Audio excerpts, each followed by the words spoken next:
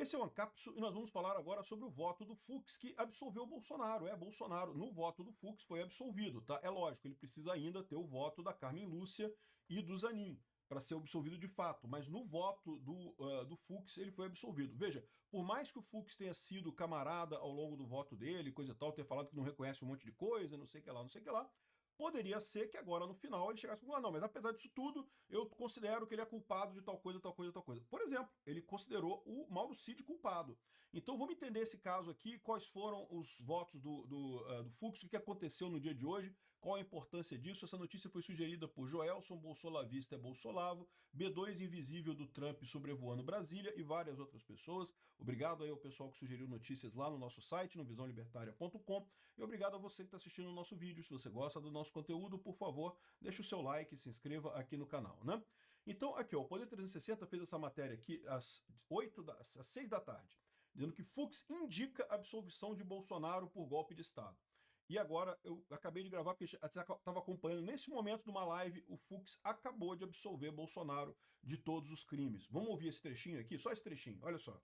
Que a existência de um suposto plano criminoso, suposto, não basta para sua caracterização, vale dizer, para a caracterização da organização criminosa.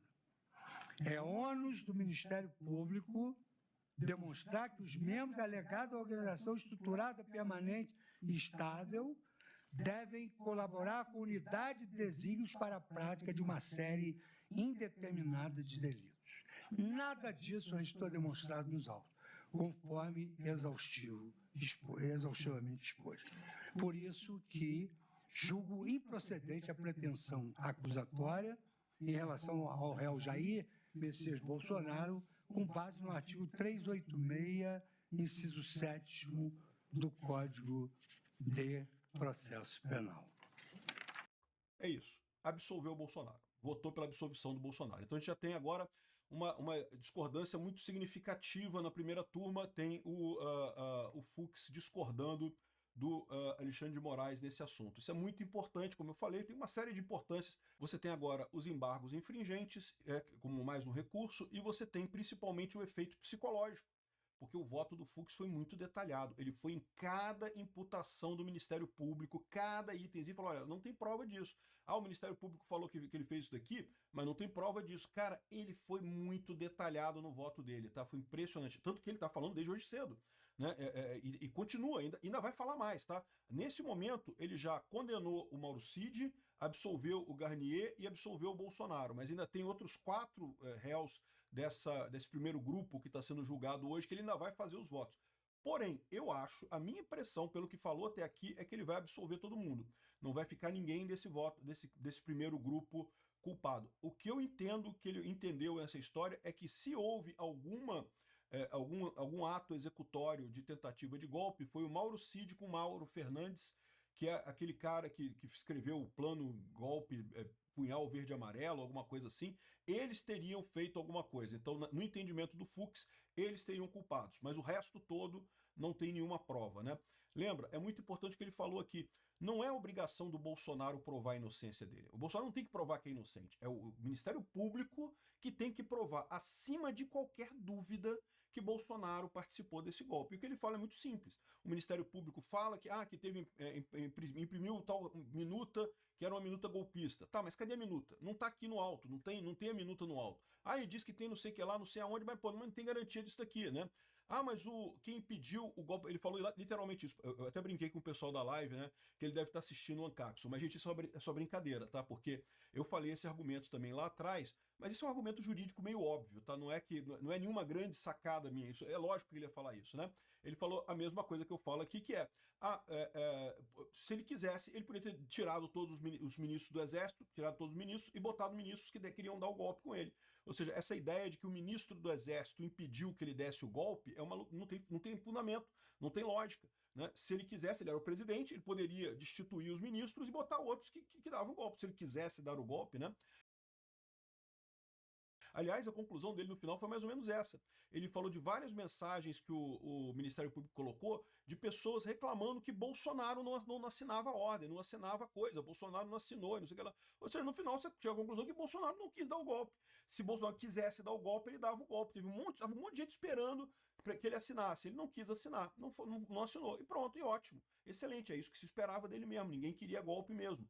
Então, ou seja, isso mostra, na verdade, não só a inocência do Bolsonaro, como o que eu falo para vocês, Bolsonaro é um verdadeiro democrata. Eu duvido que se Lula tivesse um monte de gente falando para ele, não, vamos dar um golpe aqui, eu duvido que Lula não desse esse golpe.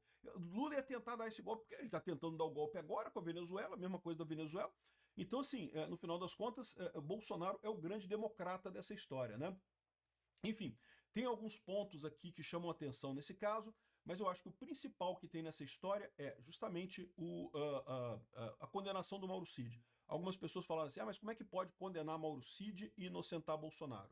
De novo, é a questão das provas. Prova de que o Mauro Cid conversou com alguém sobre um plano para dar um golpe de Estado?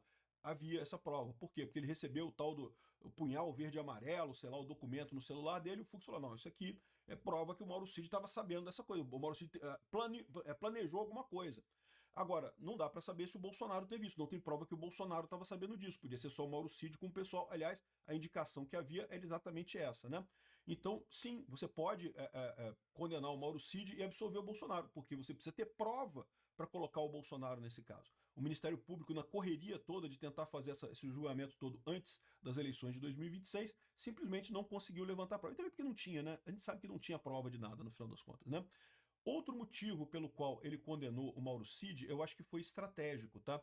Repara, se ele não condenasse o Mauro Cid, se ele dissesse que o Mauro Cid também é inocente, os outros juízes podiam virar, peraí, mas o Mauro Cid assinou uma delação premiada. Delação premiada assume que você confessa um crime. Você está confessando que fez um crime. Então, se ele assinou delação premiada, ele está assumindo que ele é culpado. Então, o Fux não poderia deixar o Mauro Cid se livrar totalmente, porque senão seria estrategicamente para ele ruim. Ele ia estar inocentando alguém que a própria pessoa disse que era culpada. Então, não pode, né? Então, essa foi o cálculo do Fux. Por isso que nas preliminares o Fux acolheu todas as preliminares de incompetência do STF, de cerceamento de defesa, um monte de coisa, mas não acolheu a preliminar de validação da delação premiada do Cid. Por quê? Porque ele ficaria numa posição ruim. O Cid disse que é culpado, né? E aí também condenou o Cid também. Verdade seja dita, ele condenou o Cid por apenas um crime, que é a tentativa de abolição do Estado Democrático de Direito. É esse crime aqui do 359M. Ele disse que o 359L absorve o 359... Desculpa, o 359M absorve o 359L, né? A gente já tinha falado sobre isso aqui, né? Quando os dois crimes são a mesma coisa no final das contas, né? Ou seja, aqui ó, o 359M, tentar depor por meio de violência ou grave ameaça governo legitimamente constituído, pena de até 12 anos.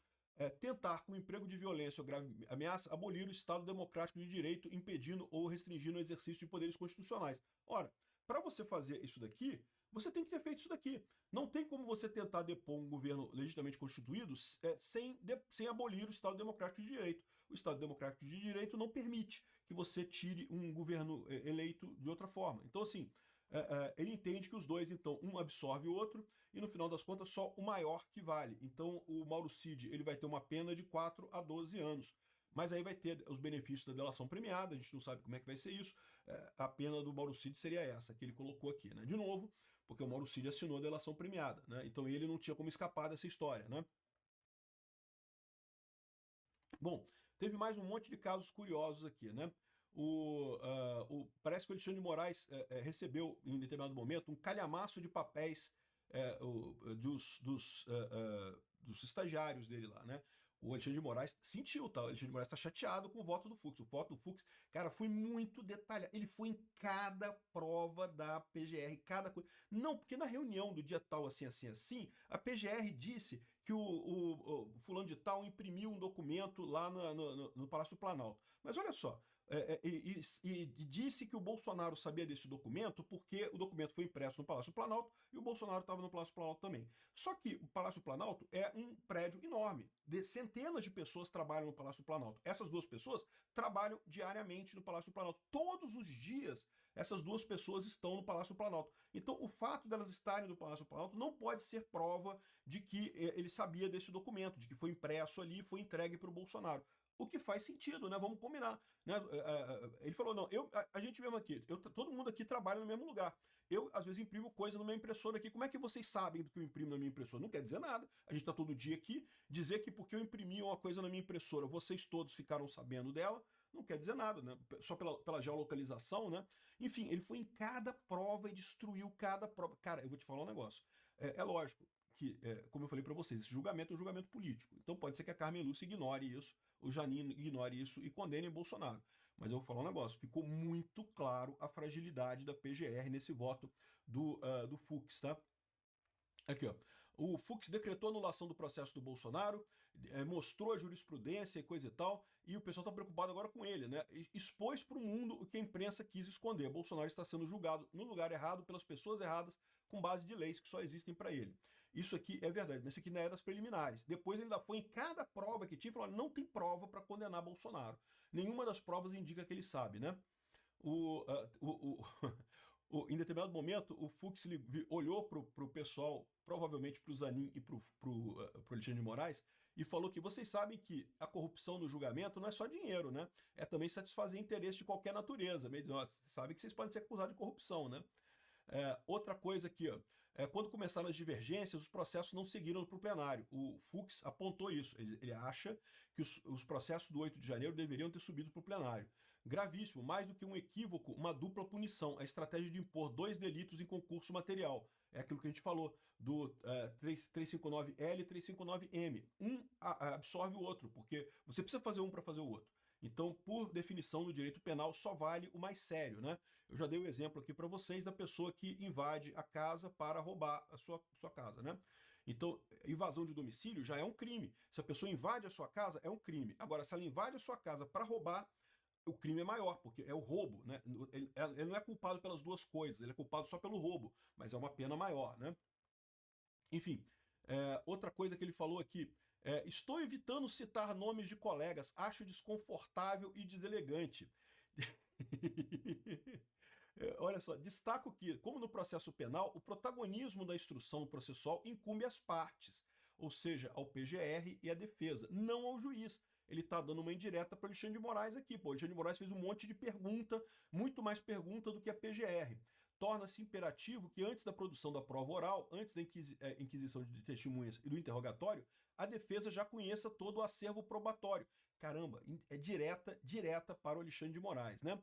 E como Vossa Excelência pode verificar, estou evitando citar nomes dos colegas porque acho desconfortável e deselegante. Mas foi você, Xandão, é você, Alexandre de Moraes, que eu estou falando, pô, que fez essa merda, né? Outra coisa que o Fux falou aqui, ó, regimes autoritários semi-consolidados são regimes que procuram manter uma fachada democrática, mas não cumprem sequer os padrões mínimos de uma democracia eleitoral. Eles são marcados por manipulações sistemáticas, uso abusivo de recursos públicos e irregularidades que garantem a vitória dos incumbentes. Olha só que coisa, né? Regimes autoritários consolidados caracterizam-se pelo fechamento quase absoluto do espaço democrático. O poder concentra-se em ditadores ou elites dominantes mantido por longo período mediante eleições simuladas, pautadas e eleições muitas vezes simuladas sem competição real, disse o Fux, né? Então repara que ele está dando um recado aqui, olha só, a gente já está numa democracia meio capenga aqui, porque pô, o pessoal está forçando a barra pra caramba. E espero que a gente não entre para uma ditadura aberta, né? Uma ditadura completa aqui no Brasil. Olha a dica que ele deu, né? Outra coisa, muita gente estava reclamando do fato dele ter votado pela incompetência do STF, mas se você olhar os votos, quem mudou o voto nessa questão de competência foi Alexandre de Moraes, Dias Toffoli, Gilmar Mendes e Barroso. O Fux, ele manteve o mesmo voto, o Fachin também manteve o mesmo voto, a Carmen Lúcia também manteve o mesmo voto. Quem mudou de voto foram os outros. Quem deveria ser acusado de mudar a ideia são os outros, né? Quanto a ele ter aceito a prerrogativa, a competência do STF no início no recebimento da denúncia e agora recusar ela na votação, eu já expliquei e ele explicou também. São momentos diferentes que têm pesos diferentes. Você dizer que vai analisar um caso é uma coisa. Não, vamos analisar o caso. Beleza. Ah, tá meio incoerente isso aqui. Tá incoerente, mas vamos analisar o caso para ver com calma isso daqui. Agora, chegou na hora de dizer se é culpado ou se é inocente. Nessa hora, você olha para coisa, não, peraí, aquela coisinha que era só um incômodo aqui, agora não dá para aceitar mais, porque né, agora a gente não está falando mais de analisar o caso, a gente está falando de condenar as pessoas, né? Aqui, ó. Uma forma de golpe gradual que o plenário dessa corte já teve a oportunidade de examinar consiste na usurpação do patrimônio público por um governo eleito para a compra de apoio político necessário à sua manutenção no poder. Ele está falando do mensalão, meu amigo, está falando do petrolão. Olha só o que ele mandou aqui, ó. Desequilibrando a disputa eleitoral e desestimulando o surgimento de opositores. Essa situação foi assim descrita pela PGR em sua denúncia da ação penal 470, do mensalão. Cara, o cara mandou muito bem, bicho.